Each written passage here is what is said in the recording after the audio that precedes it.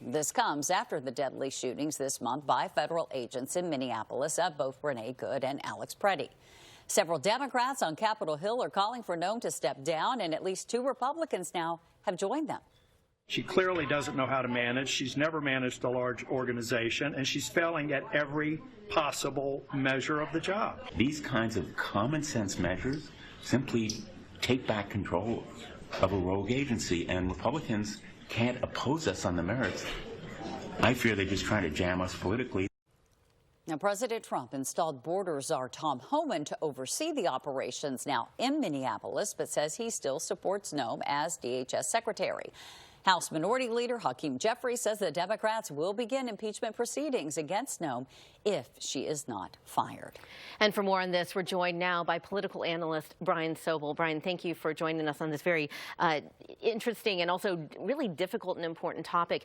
President Trump said the DHS is, quote, going to de-escalate a little bit, and he seemed to walk back at some of his previous comments while still supporting Noem. So I'm wondering your thoughts politically. If an investigation continues, what's that calculation for Mr. Trump and how much to continue supporting her?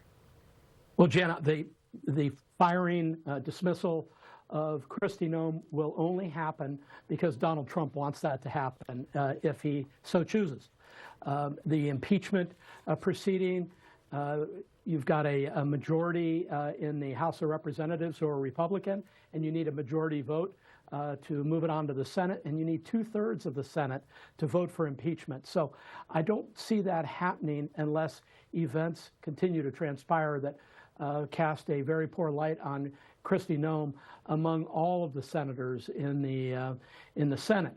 And so again, it comes back to what Donald Trump wants to do here. He has expressed his support for Kristi Noem, and he's a big one on loyalty, and she's been totally loyal to him. But, Brian, if more Republicans join with Democrats and call for Kristi Noem to be fired, do you think that that will be enough pressure for President Trump to, in fact, dismiss her? Quite possibly. You know, at a certain point, you cut your losses, and the president may, at a certain point, if he's called by the right people in the Senate and others, he may take the decision that, hey, it's time to make a replacement there. And Brian, we heard earlier from Tom Tillis, he is not running for re-election, but these shootings do come with the midterm election cycle just around the corner. It's set to begin in about 5 weeks. Republicans are defending 22 Senate seats, I believe, and Democrats are defending 13. So do you think that is a factor in the reactions that we are seeing from Capitol Hill? No question, Jenna. It is, the midterms are coming. It's important. I think the fact that the president was, quote unquote, walking back some of his positions on ICE in Minneapolis and in Minnesota, I think is a recognition of the pressure he's getting behind the scenes by Republicans to square this away in fear of really losing large in the midterms, which, as I pointed out before, historically is what happens in the midterms of a first term. Now, Donald Trump's in the second phase of his presidency. He already had one term, but history would indicate that Democrats here will do very well. And so Donald Trump has to try to stem the tide as best he can. Yeah. How concerned, though, should Republicans be in regards to the issue of immigration, once an issue that they really owned? I missed part of that question. Brian, I was asking about the issue of immigration enforcement. It was a really strong issue for Republicans, a strong issue for President Trump. But should they be concerned now about how this is being carried out and if it is, in fact, going to hurt them in the midterm elections? Or do you think voters have short memories and there's a lot of time between now and the midterms? Well, yes, voters do have short memories. Bear in mind that Donald Trump was elected on the issue, one of the issues, of being immigration. And so I've said over and over again, what's going on shouldn't surprise people. The ferocity of it clearly does. And I think if it's broken down to, do Americans support sending criminals back to their countries of origin or prosecuting them, I think Americans are clear that they have no problem with that. What the perception is that this has gone on much longer and affecting people who are just in the country illegally, but not criminals. And so all of that's going to be in the mix as the midterms come around. But this, Heather, is going to be a big midterm issue.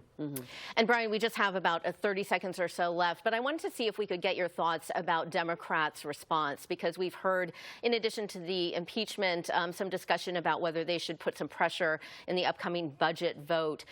Is that effective, do you think, for Democrats in trying to get through their message on this issue? I think it is. It's very effective for their base. I think Democrats across the country have very little time for the Trump administration, and they're looking at Democrat leadership to support their point of view. The numbers in the House and the numbers in the Senate are those numbers.